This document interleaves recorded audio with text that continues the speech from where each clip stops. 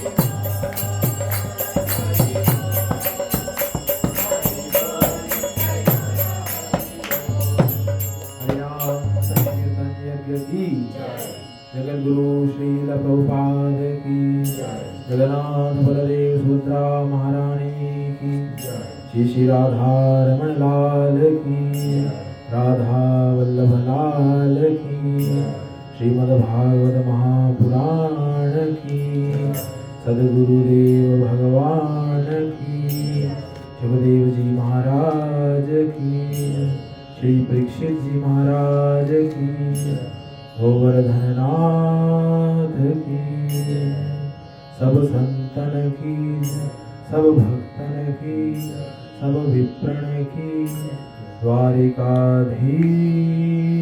की अनंत बलवंत श्री हनुमान जी महाराज की परम मंगलमयी प्रात प्रकलेश्वर अकारण करुणा वर्णालय पीताम्बरधारी श्री बालकृष्ण लाल की शब्दमयी वांगमयी प्रतिमूर्ति हमारे मध्य में विराजमान श्रीमद् भागवत महापुराण को बारंबार प्रणाम। आप सब श्रोतागण भक्तगण वैष्णवजन सभी के चरणों में सादर दंडवत प्रणाम।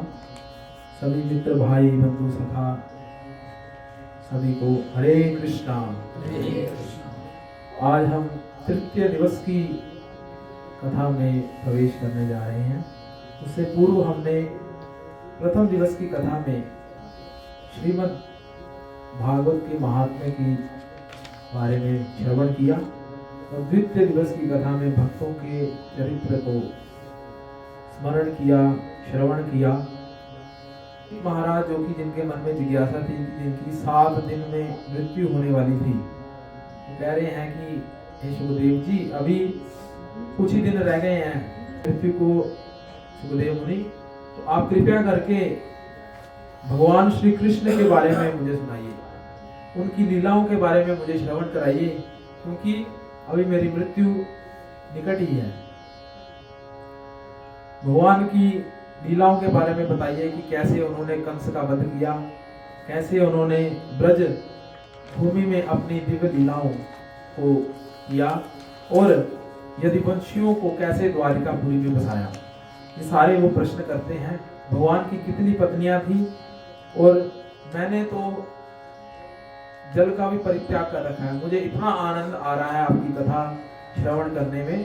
श्रीमद् भागवत जी की ये जो कथा है इसका श्रवण करने से मुझे इतना आनंद आ रहा है कि मुझे भूख प्यास भी नहीं लग रही। तो 7 दिन 7 रात तक सुखदेव मुनि जब कथा सुना रहे हैं तो परीक्षित महाराज जी कुछ भी अन्न जल नहीं ले रहे, क्योंकि उनको भगवान की जो शब्दमयी वांगमयी प्रतिमूर्ति है श्रीमद् भागवत जी, उनमें से दिव्य आनंद का रसपान कर रहे हैं। अमृतमयी कथा है ये श्रीमद् भागवत कथा, अमृत के समान है। निगम कल्पतरुर गलितम फलम सुख मुखाद्रव अमृत संयुतम पिपतम भागवतम रसमालयम मुहुरहो रसिका भुवि भावुका। तो मैं ये डेली अमृत पान कर रहा हूँ, तो मुझे ये संसारिक चीजों का पान करने की कोई आवश्यकता नहीं है। तो कृपया करके अतिशीघ्र मेरे जो परम आराध्य हैं, मेरे परम इष्ट हैं भगवान कृष्ण की लीलाओं का के बारे में मुझे सुनाइए। सुखदेव मुनि भी कहते हैं कि आप हे राजन, आपने बहुत ही सुंदर प्रश्न पूछा है, क्योंकि ये सब प्रश्न वैष्णवों के लिए बहुत अनुकूल है कि भगवान की कथाओं का श्रवण करने मात्र से ही हमारा कल्याण हो सकता है। कलयुग में श्रीमद् भागवत जी की कथाएं और भगवान के नाम का आश्रय ही हमारा एकमात्र सहारा है, जिससे हम इस कली काल में भव से पार हो सकते हैं। तो ये तीनों लोगों को आनंद प्रदान करने वाली है ये कथाएं, वक्ता, प्रश्नकर्ता और श्रोता। लीला का शुरुआत करते हैं इस प्रकार से कि कैसे घमंडी राजाओं के कारण पृथ्वी जो है गौ रूप में ब्रह्मा जी के पास जाती है और ब्रह्मा जी उनके सारे दुख को श्रवण करते हैं कि क्या क्या घटित हो रहा है पृथ्वी पर। सभी देवता गण ब्रह्मा जी के साथ पृथ्वी मैया जो कि गौ रूप में है उनको लेकर क्षीर सागर के तट पर जाते हैं और वहां पर पुरुष सूक्त जो कि वेदों में आता है, पुरुष सूक्त उसका उच्चारण करते हैं, भगवान की स्तुतियां। सहस्त्र शीर्षा पुरुषः सहस्त्राक्ष सहस्त्रपाद, इस प्रकार से पुरुष सूक्त दिया गया है वेदों में, ऋग्वेद में। ब्रह्मा जी और सभी देवतागण इसका पाठ करते हैं, वहां से भगवान जो है, भगवान की आकाशवाणी केवल ब्रह्मा जी को सुनाई देती है।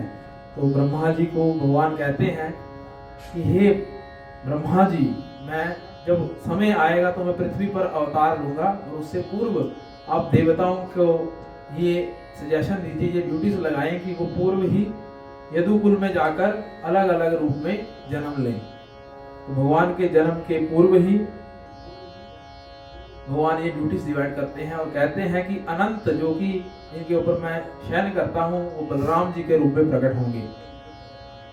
तो यदुकुल राजा जो कि सूर्यसेन हैं, उनके यहाँ राज्य शासन करते थे, और मथुरा में शूरसेन के पुत्र जो हैं वसुदेव जी के विवाह के लिए उनको निमंत्रण जाता है, और उनका विवाह देवकी मैया के साथ होता है। जैसे विवाह होता है तो कंस जो कि उनका चचेरा भाई है देवकी जी का, वो रथ लेकर अपनी बहन को छोड़ने जाता है। कंस हालांकि मन में क्रूरता भरी हुई है, परंतु बाहर से दिखा रहा है कि मैं बहुत ही एक अच्छा व्यक्ति हूँ। आकाशवाणी होती है तुरंत ही, जैसे ही रथ पर लेकर जाता है कंस, तो आकाशवाणी होती है कि हे कंस, जिस बहन को आप प्यार से लेके जा रहे हैं उसके ससुराल छोड़ने, उसका 8वां गर्भ आपका काल बनेगा।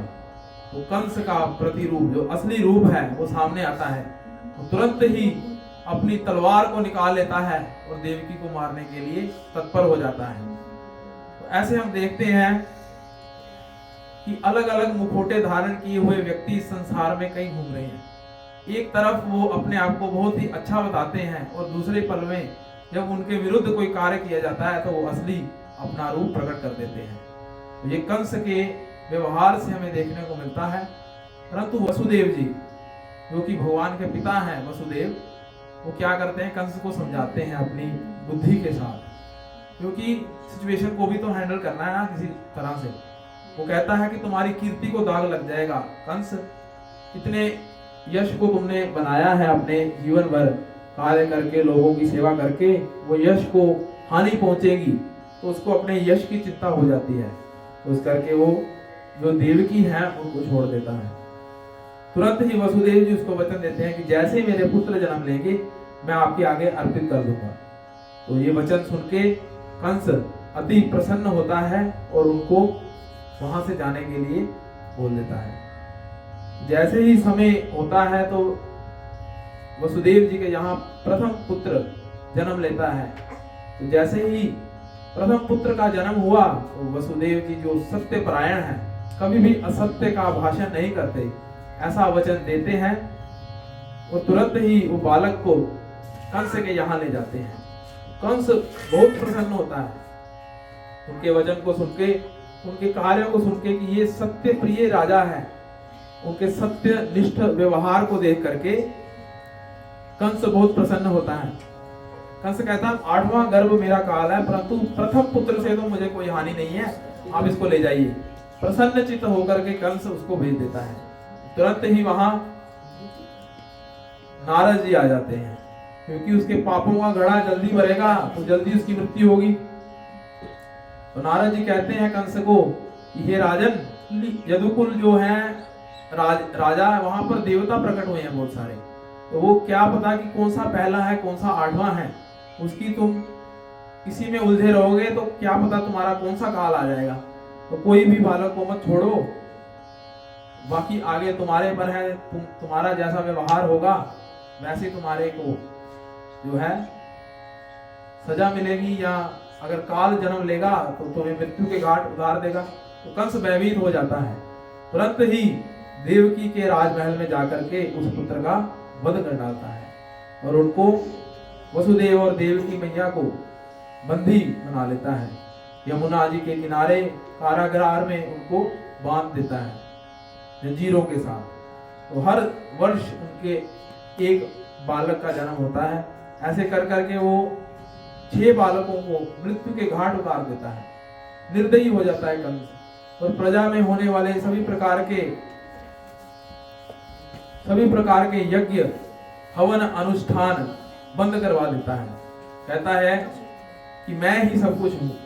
अपने पिता उग्रसेन को बंदी बना लेता है और उसकी असली क्रूरता हमें देखने को मिलती है कंस की। एक तरफ वो अपनी बहन से इतना ज्यादा स्नेह करता है और दूसरी ओर उसकी संतानों को मृत्यु के घाट ऐसे उतारता है जैसे कि उसकी जन्म जन्मांतर से उसके साथ दुश्मनी हो। इस प्रकार से जब सप्तम गर्भ उत्पन्न होता है तो सप्तम गर्भ में भगवान बलराम जी जो है अनंत के अवतार बलराम जी वो देवकी मैया के गर्भ में आते हैं। तो एक दिव्य आभा मंडल पूरी कारागार में देखने को मिलता है। तो देवकी मैया को डर हो जाता है कि कहीं ये भी इस बालक को मृत्यु के घाट ना उतार दें, तो उनके मन में भय उत्पन्न हो जाता है। भगवान श्री हरि विष्णु शंख चक्र गदा पद्मधारी श्रीमन नारायण योग माया को ये सेवा देते हैं कि आपकी दो सेवाएं हैं योग माया कि पहले तो ये जो बलराम जी अवतरण होगा जिनका, उनको आप स्थानांतरित कर दीजिए। रोहिणी मैया जो कि नंद बाबा के यहाँ रह रही हैं, उनके गर्भ में डाल दीजिए।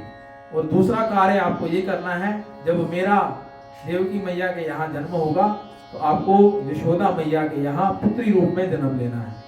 तो ये दो कार्य जब आप पूर्ण करेंगे तो कलयुग में आपकी जो है लोग पूजा आराधना करेंगे और आप वरदान देने के योग्य होंगे।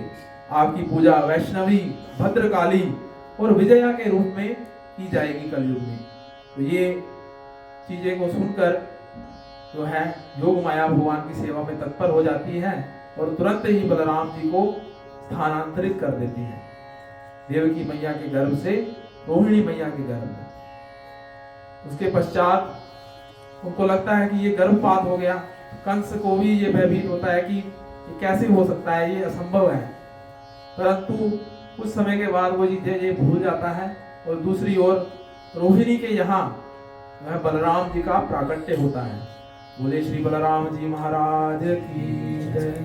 तो इस प्रकार से अष्टम गर्भ की जब बारी आती है तो अष्टम गर्भ में भगवान श्री कृष्ण जो है देवकी मैया के गर्भ में आ जाते हैं और चारों ओर ऐसा वातावरण हो जाता है कि पूरी कारागार जो है तेजोमयी हो जाती है।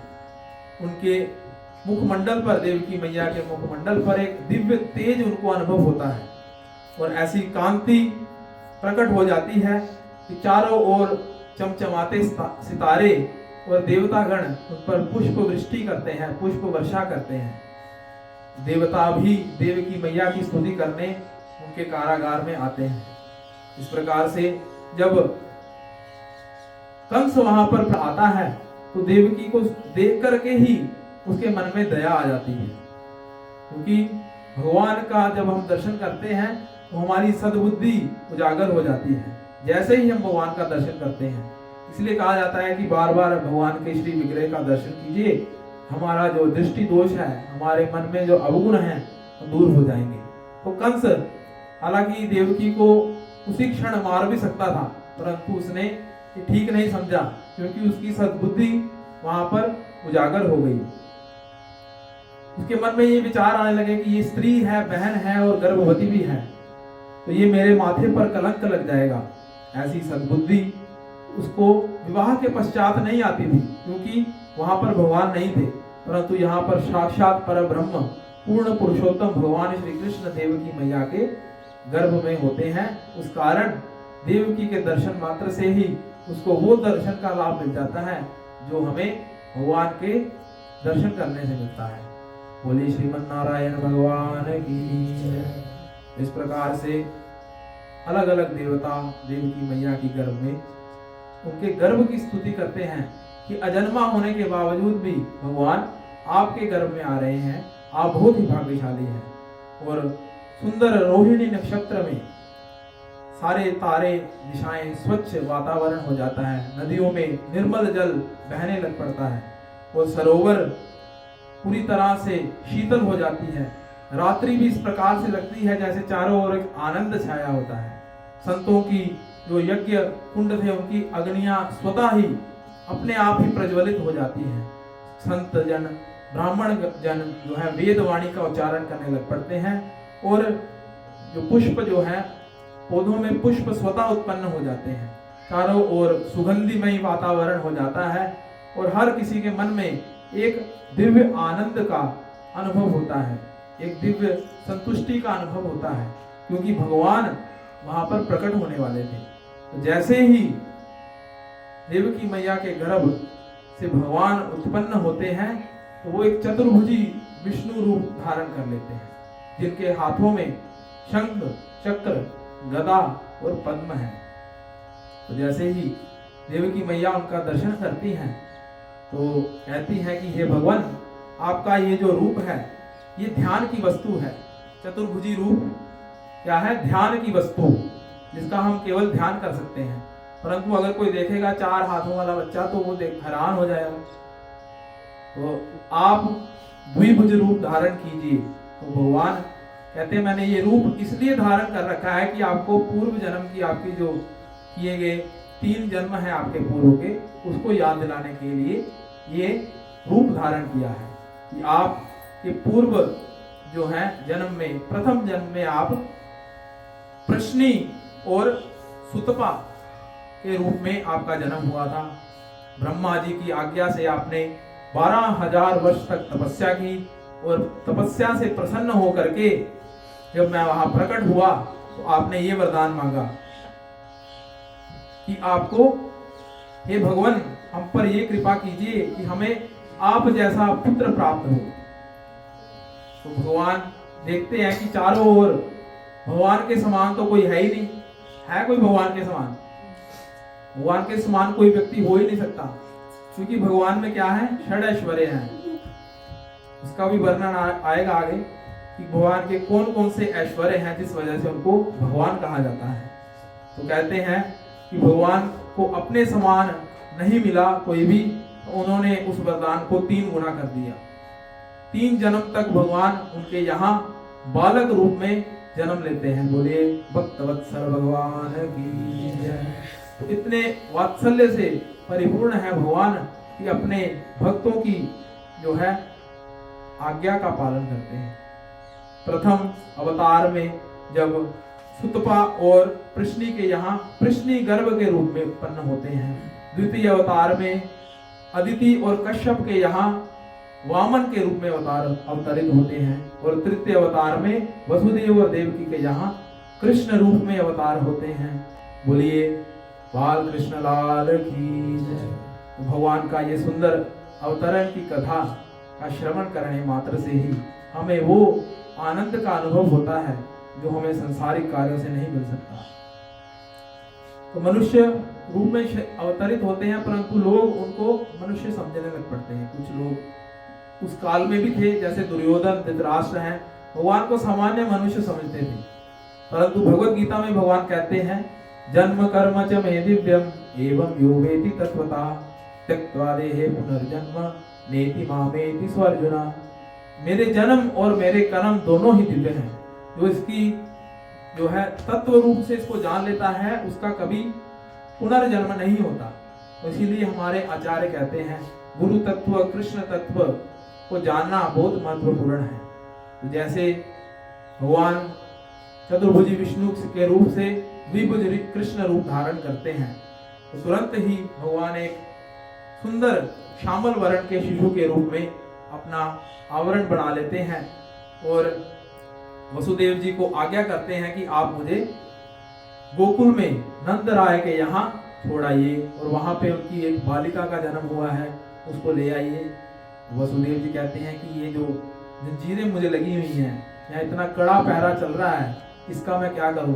भगवान कहते हैं आप चिंता मत कीजिए, मैंने सारी व्यवस्था कर रखी है। जैसे ही भगवान को वो अपने हाथों में धारण करते हैं, तुरंत ही सारे बंधन टूट जाते हैं, सारे जेल के दरवाजे जो हैं खुद ही खुल जाते हैं और सारे जितने भी सिपाही वहां पर तैनात थे वो एक गहन निद्रा में शयन करने की अवस्था में चले जाते हैं। तो कहते हैं कि जैसे ही हम अपने भगवान श्री कृष्ण को अपने जीवन में उतारते हैं, हम सारे प्रकार के बंधनों से मुक्त हो जाते हैं। भगवान का इतना हमारे पर अनुग्रह है कि कोई भी संसारिक बंधन भवसागर के बंधन हमें नहीं बांध सकते। तो तुरंत ही वसुदेव जी उनको यमुना पार गोकुल में नंद राय के यहाँ छोड़ आते हैं और वहां से पुत्री जो कि योग माया है उसको ले आते हैं। जैसे ही सुबह होती है तो कंस को पता चलता है कि ये तो देवकी के यहाँ किसी शिशु ने जन्म लिया है। वो जैसे ही देखने जाता है तो वो बालक नहीं बल्कि बालिका होती है। तो कंस को जो है संशय हो जाता है। तो कंस क्या करता है, पूछता है वसुदेव जी से, क्योंकि वसुदेव क्या है, सत्यवादी हैं। पूछता है कि क्या सच में यही हुआ था। तो भगवान अपनी योग माया की शक्ति से उनको सारी चीजें विस्मृत कर देते हैं, उनकी बुद्धि से हटा देते हैं कि वो अगर सत्य भाषण करेंगे तो ये भगवान के लिए ही एक विपत्ति का कारण बन सकता है। तो तुरंत ही उनकी विस्मृति हो जाती है। जैसे ही बोलते हैं वो कहते हैं मुझे तो पता नहीं, मैं तो गहन निद्रा में था। तो जैसे ही कंस उस बालिका को लेकर मृत्यु के घाट उतारने जाता है, जैसे उसको पटकता है तो वो पटकने की बजाय वो एक आकाश में उड़ जाती है और अष्टभुजी दुर्गा का रूप धारण कर लेती है। दुर्गा कहती हैं कि हे कंस, जिस काल को तू मारने के लिए इतना प्रयत्न कर रहा है उसने जन्म ले लिया है, तो उसका कुछ नहीं बिगाड़ सकता और तेरी मृत्यु अटल है। दूसरी ओर नंद महाराज देखते हैं कि सुंदर शिशु ने यहाँ जन्म लिया है। बहुत ही वर्षों बाद यशोदा और नंद के यहाँ एक सुंदर बालक ने जन्म लिया है। तो वो ब्राह्मणों को बुला करके 2 लाख वो दान करते हैं, वस्त्र, अन्न, आभूषण आदि वस्तुओं का दान करते हैं। परंतु आजकल लोग क्या समझते हैं कि सूतक लगा है जी, मंदिर के पट बंद कर दो, किसी की मृत्यु हो गई है तो मंदिर के पट बंद कर दो। सबसे ज्यादा नाराजगी किसके साथ होती है हमारी, सभी रिश्तेदारों को हम डब्बे बांटते हैं किसी बालक का जन्म हो तो, पर भगवान के हम द्वार के पट ही बंद कर देते हैं कि हमें सूतक लगा है, पातक लगा है। परंतु नंद महाराज ने क्या किया, गोदान किया, वस्त्र आभूषणों का दान किया और जात कर्म संस्कार किया, ब्राह्मणों को बुला करके पूजन करवाया। तो ऐसे ये एक प्रथा बन चुकी है लोगों की कि भक्ति नहीं करनी चाहिए। परंतु जो बालक की माँ है या बालिका की माँ है उसको 1 महीना तक जो है वो विग्रह सेवा नहीं कर सकती, परंतु बाकी घर वाले जो है भगवान को खूब खूब भोग लगाएं, खूब खूब उनकी आरती करें, नाम जप करें। भगवान को थैंक यू हम कैसे करते हैं, कैसे करते हैं हम थैंक यू, किसी भी व्यक्ति का आभार प्रकट करना हो तो कैसे करते हैं हम, उसको जाकर के हम धन्यवाद बोलते हैं। तो भगवान को धन्यवाद बोलने का एक ही साधन है, हरे कृष्णा कृष्णा कृष्णा हरे हरे, हरे राम राम राम हरे हरे। भगवान के नाम रूप की सेवा करना, नाम प्रभु की सेवा करना, उससे भगवान को हम थैंक यू कहते हैं। बार बार बोलने की जरूरत नहीं कि थैंक यू गॉड, स्कूल में प्रेयर की जाती है thank you for giving me a food आ जाता है, परंतु हम हरे कृष्ण महामंत्र के माध्यम से ही भगवान को प्रणाम भी करते हैं, धन्यवाद भी करते हैं, भगवान का आभार भी प्रकट करते हैं। तो उधर ब्रज में दिव्य आनंद का अनुभव होता है सभी को, और सारे ब्रजवासी जो हैं जन्माष्टमी के अगले दिन नंदोत्सव की तैयारी में लग जाते हैं और अलग अलग गांवों से जो हैं लोग वहां पर खड़े हो जाते हैं। तो आइए हम भी बधाई गाते हैं कि कैसे ब्रज का जो है वातावरण कितना आनंदमयी है। और आज यहाँ पर भी हमारे जगन्नाथ महाप्रभु विराजमान है, बलभद्र और सुभद्रा मैया प्रभु दर्शन के साथ। तो भगवान का भी एक तरह से ये अर्च विग्रह रूप में प्रकट है यहाँ पर। आइए हम भगवान के सानिध्य के साथ भगवान की मंगल बधाई गाते हैं कि नंद में कैसे आनंद छाया हुआ है, कैसे उनके यहाँ। तो ये बधाई जब भी गाई जाएगी तो बैठ करके बधाई गाने का कोई फायदा नहीं है, सभी को खड़े होना पड़ेगा बधाई जब गाएगी। हे नंद घर आनंद भयो, नंद घर आनंद भयो, जय कन्हैया लाल की, जय कन्हैया लाल की, जय कन्हैया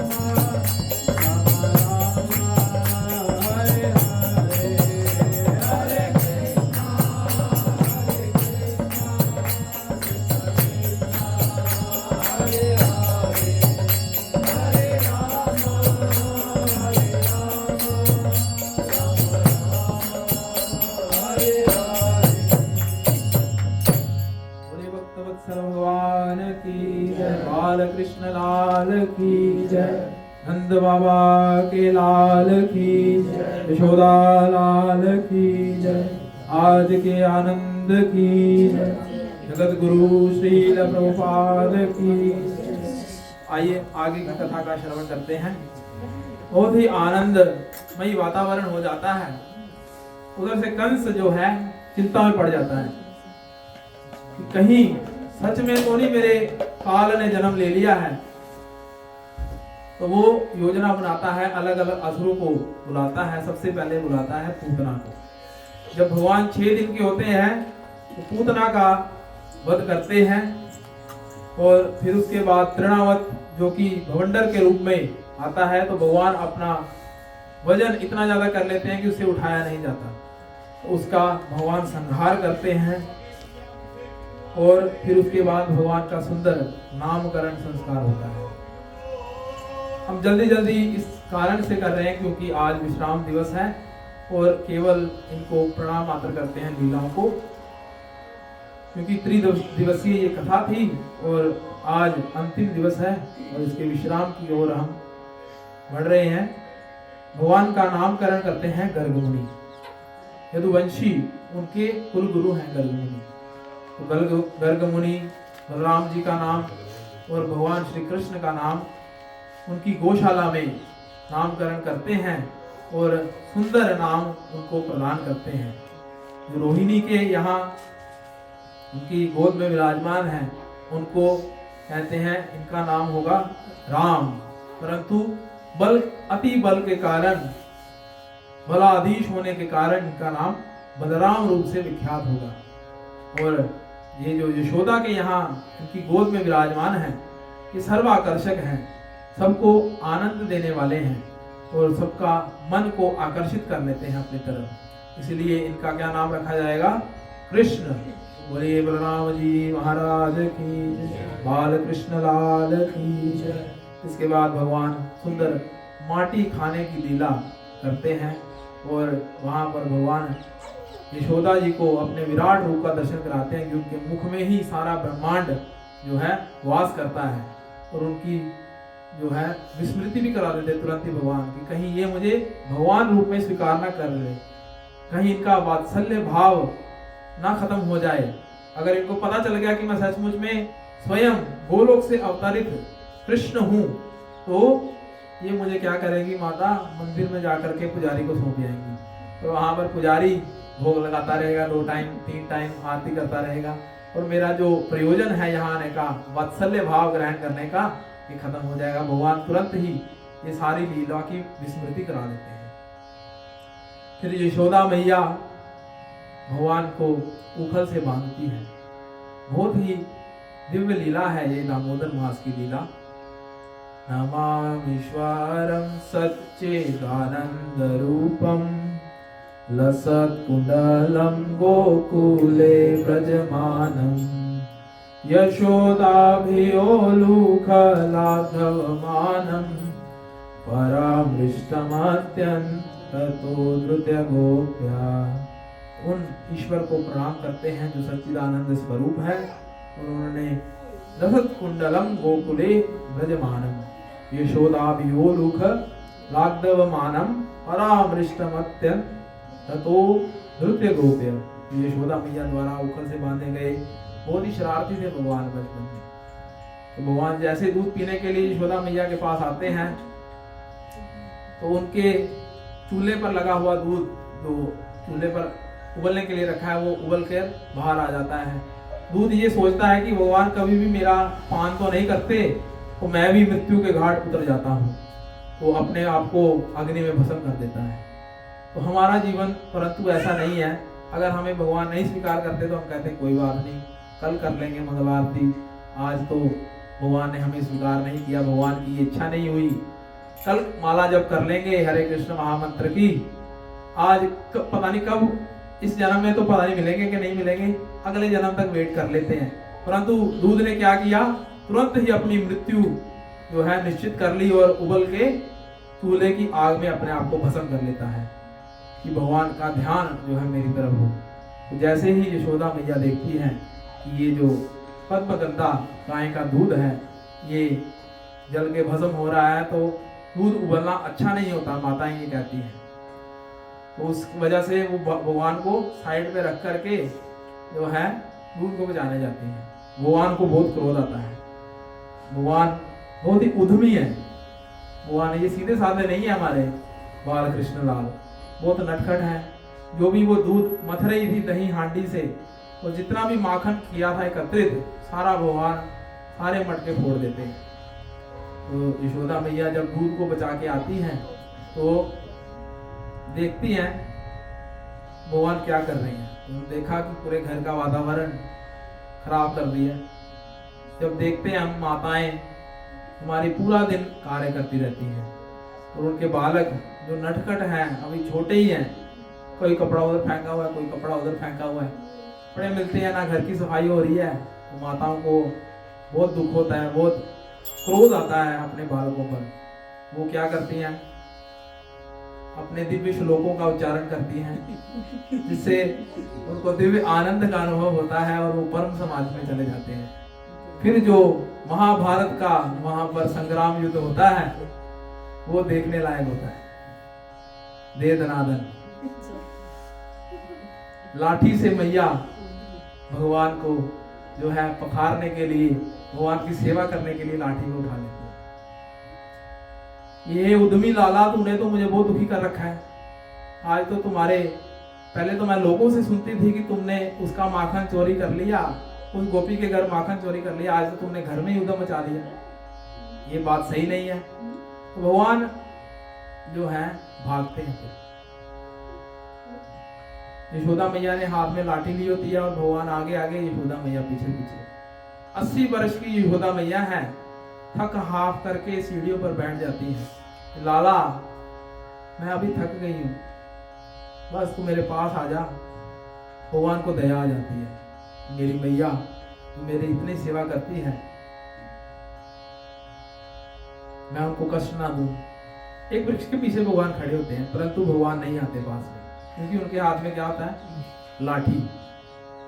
हमारे हाथ में भी वही लाठी हमने धारण कर रखी है, हमारा अहंकार, हमारा द्वेष, काम, क्रोध, लोभ, मोह, ईर्ष्या, मत्सर्य, ये सारी लाठियां हम पकड़ के चल रहे हैं।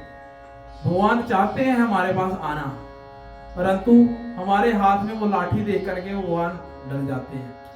भगवान हमारे हृदय में नहीं प्रकट होते, परंतु जब जैसे ही हम वो लाठी का त्याग करते हैं तो भगवान को बुलाने की जरूरत नहीं है, भगवान स्वतः ही हमारे हृदय में प्रवेश करते हैं। बोले भक्त वत्सल भगवान की जय, बाल कृष्ण लाल की जय। वैसे ही भगवान जैसे ही यशोदा मैया वो लाठी को दूर हटाती हैं, भगवान दिव्य आलिंगन यशोदा मैया को देते हैं। यशोदा मैया के नेत्र सजल हो जाते हैं 1 मिनट के लिए। दूसरे ही क्षण वो अपना दिव्य चंडी स्वरूप प्रकट करती हैं। लाला तू तो बहुत उद्यमी हो गए हो है, अब तुम्हारी खैर नहीं। पूरे घर का तुमने ये क्या हाल बना दिया, माखन ही माखन, चारों ओर माखन की नदियां बह रही हैं, दूध की नदियां बह रही हैं। तो उन्होंने देखा एक उखल जो है वहां पर रखी हुई है, उसे बांधने के लिए भगवान को चली जाती है। जैसे ही वो रस्सियां पकड़ती है, उसको रस्सी 2 उंगल छोटी पड़ जाती है। 3-4 बार प्रयास करने के बाद भी और रस्सियां लाती हैं, बांधती हैं, परंतु फिर भी 2 उंगल रस्सी छोटी पड़ जाती है। फिर जब भगवान के प्रति पूरी तरह से शरणागत हो जाती है यशोदा मैया, तो प्रेम के बंधन से भगवान को बांध लेती हैं। और उसके लिए हम ये दिव्य जो है दामोदर अष्टकम का पाठ कार्तिक मास में करते हैं। पूरे महीना जो कार्तिक मास है उसमें भगवान को दीपदान किया जाता है, और उसको दीपदान को करने मात्र से ही हमारे पूर्व जन्म के जितने पाप हैं या इस जन्म के पाप हैं वो समाप्त हो जाते हैं। भगवान इतने वात्सल्य से परिपूर्ण है, भगवान इतना हमारे पर अनुग्रह करने के लिए तैयार रहते हैं, परंतु फिर भी हमारे पास क्या है, भगवान के लिए टाइम नहीं है।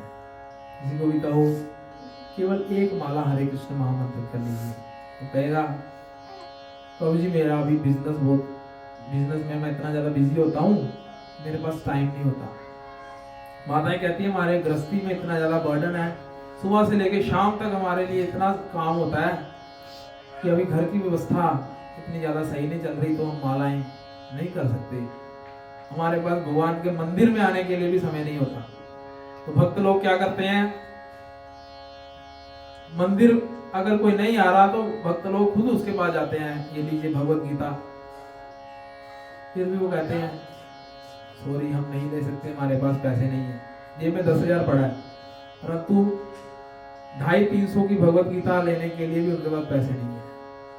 इतना ज्यादा घोर उनके पाप उन पर हावी हो जाते हैं, भगवान के लिए एक फूटी कोड़ी भी नहीं है उनके पास। फिर जब भगवान हर किसी को दर्शन देते हैं, चाहे वो भक्त हो चाहे वो अभक्त हो, परंतु भक्त मृत्यु के सिर पर पांव रख के अजामिल की तरह वैकुंठ लोक को चला जाता है, और अभक्त के सामने भगवान काल रूप में प्रकट होते हैं। काल रूप में काल का ग्रास बन जाते हैं वो, फिर नरक की यातनाएं भोगते हैं। जैसे ही अगर भक्तगण हमारे समक्ष प्रकट हो जाएं, भक्तगण हमारे दरवाजे पर आए, तो कहा जाता है कि जैसे कोई वरिष्ठ या बड़ा बुजुर्ग या भक्तगण वैष्णव जन संत जन आए हमारे घर पर, तो अगर हम तत्काल अपना आसन त्याग करके उनको प्रणाम नहीं करते तो हमारी आयु क्षीण हो जाती है। तो हमें अपना आसन त्याग करके तुरंत ही भक्तों को, अपने वरिष्ठ जितने भी हमारे घर के बड़े बुजुर्ग हैं उनको प्रणाम करना चाहिए, उनको आसन प्रदान करना चाहिए। इस प्रकार से ये दामोदर लीला होती है। फिर भगवान है तो उद्यमी प्रवृत्ति के, देखते हैं कि ये मेरे आंगन में 2 अर्जुन वृक्ष खड़े हैं, जो कि पूर्व जन्म में नल कुबेर और मणिग्रीव थे, और उनको श्रापित होने के कारण उनको ब्रज में वास मिला था। देखो इतना सुंदर श्राप, अखंड ब्रजवास मिला था नारद मुनि द्वारा, क्योंकि वो नग्न अवस्था में कैलाश के यहाँ मंदराचल पर्वत पर नग्न अवस्था में अप्सराओं के साथ स्नान कर रहे थे, परंतु नारद मुनि को देख करके उन्होंने अपने आप को ढका नहीं। तो नारद मुनि ने कहा कि आप जाओ वृक्ष बन जाओ, मैं नग्न रहने का ज्यादा शौक है ना, जाओ वृक्ष की तरह नग्न हो जाओ। फिर वो प्रार्थना करते हैं, तो नारद मुनि कहते हैं कि चलो मैं इतना कर सकता हूँ कि आपको ब्रजवास मिलेगा, जो कि कुबेर के आगे जो यक्ष कुबेर हैं उनके पुत्र होते थे, ये नल कुबेर और मणिग्रीव। वैसे ही फिर इनको ब्रजवास मिलता है, और भगवान के आंगन में ही इनको जो है इनका जन्म होता है। कई वर्षों तक वहाँ खड़े रहते हैं जब तक भगवान का जन्म नहीं होता। आज भगवान की दृष्टि इन पर पड़ती है, जैसे ही भक्त वत्सल भगवान की दृष्टि हमारे ऊपर पड़ती है तो हमारे अनुग्रह के लिए भगवान तत्पर हो जाते हैं। दोनों वृक्षों के बीच से जब उखल को जोर से निकालते हैं तो वो दोनों वृक्ष गिर जाते हैं, और उनमें से दिव्य यक्ष निकलते हैं, नल कुबेर और मणिग्रीव। भगवान की स्तुतियां करते हैं और अपने लोक को चले जाते हैं। जैसे ही यशोदा मैया को पता चलता है कि ये सारा जो है अलग अलग राक्षसों द्वारा अलग अलग घटनाएं हो रही हैं इस गोकुल में, तो क्यों ना हम स्थानांतरित हो जाएं, इस गोकुल को त्याग करके हम पास में एक सुंदर वन है जिसका नाम है वृंदावन, वहां पर हम चले जाते हैं। तो वो नंद बाबा और पूरे गोकुल वासियों के साथ ये विचार विमर्श करते हैं, और अपना सामान वगैरह बांध करके सारे गायें अपनी 9 लाख गायों के साथ जो है पूरे सारे ब्रजवासी वृंदावन की ओर चल पड़ते हैं। फिर वहां पर वास करने के बाद अनेक राक्षसों का भगवान वध करते हैं। वत्सासुर जो कि एक बछड़े के रूप में आता है, बकासुर का वध होता है, अघासुर जो कि एक सर्प के रूप में आता है। फिर होती है ब्रह्म विमोहन लीला। अगर ब्रह्मा जी भगवान को नहीं समझ पाए तो हमारे लिए तो बिल्कुल ही असमर्थ है। हम बिल्कुल सामर्थ्यवान नहीं है कि हम भगवान को इजीली समझ लें। यहाँ पर ब्रह्मा जी भी भगवान को समझ नहीं पाए, देखा कि ये तो एक ग्वाल वाल है और सभी ब्रजवासियों का जूठा खा रहा है, ये कैसे त्रिलोक के नाथ हो सकते हैं, ये कैसे हमारे परम आराध्य हो सकते हैं। तो उनके सखाओं को वो अपने लोग में ले जाते हैं। तो भगवान अपने आप को विस्तृत करते हैं अलग अलग सखाओं के रूप में। तो भगवान को तो पता चल जाता है क्योंकि भगवान अंतर्यामी है। और ये ब्रह्म विमोहन लीला के अंत में जब ब्रह्मा जी को आभास होता है कि ये मैंने गलत कर दिया, क्षमा मांगने के लिए भगवान के पास जाते हैं। अनेकों ब्रह्मा है यहाँ पे, ये तो एक सृष्टि के जो चतुर्मुखी ब्रह्मा है, ये हमारे ब्रह्मांड के ब्रह्मा है, परंतु ऐसे अनेक ब्रह्मांड हैं जो भगवान से प्रकट होते हैं। तो ब्रह्म विमोहन लीला में भगवान बाकी ब्रह्माओं को भी आमंत्रित कर देते हैं कि तुम किस अहंकार में चूर हो ब्रह्मा। परंतु यहाँ पर तो अनेकों ब्रह्मा हैं जो अलग अलग असंख्य मुखों वाले हैं। भगवान अपने आप को दिव्य रूपों में विस्तृत करते हैं और कहते हैं कि ब्रह्मा आपकी आज्ञा पर ही मैंने इस धराधाम पर जन्म लिया, आप ही ने बोला तो मैंने यहाँ पर बाल कृष्ण लाल के रूप में जन्म लिया, परंतु आज आप ही भूल गए। फिर ब्रह्म विमोहन लीला के बाद धेनुकासुर का वध होता है, कालिया दमन होता है। कालिया दमन के बाद दावा अग्नि का शमन, प्रलंबासुर का वध और अलग अलग दिव्य लीलाएं होती हैं। फिर शरद ऋतु का वर्णन आता है और गोपियां सुंदर वेणु गीत लिखती हैं। गोपी गीत के पूर्व कृष्ण लीला में श्रीमद् भागवत जी में वेणु गीत का वर्णन है कि भगवान की वेणु, भगवान की वंशी जो है वो गोपियों को अट्रैक्ट करती है, परंतु हमें तो अट्रैक्ट नहीं करती। हम फिर भी अभी भी संसार में इतने ज्यादा फंसे हुए हैं, भगवान का दर्शन करने से भी हमारी सद्बुद्धि उजागर नहीं होती। कंस जैसे व्यक्ति की सद्बुद्धि अगर उजागर हो सकती है, परंतु हमारे ऊपर इतना अनुग्रह नहीं है अभी भी। भगवान का दर्शन करते हैं फिर भी हमारे अंदर क्या चल रहा है, संसार। परंतु श्रीमद् भागवत जी के लिए क्या कहते हैं, तस्या श्रवण मात्रेण हरि चित्त समाश्रिते। श्रीमद् भागवत जी का श्रवण करने से चित्त में हरि का वास हो जाता है। भले ही भगवान के दर्शन करने से हमारे वो ज्ञान चक्षु ना खुले, परंतु भगवान की कथा जो कि भगवान से अभिन्न है, भगवान का नाम, रूप, गुण, लीला, धाम, ये पांचों चीज भगवान से अभिन्न है। ये भगवान ही है स्वयं। भगवान की कथाएं भी स्वयं भगवान है। इसलिए भगवान का साक्षात भागवत जी क्या है, भगवान का ग्रंथावतार।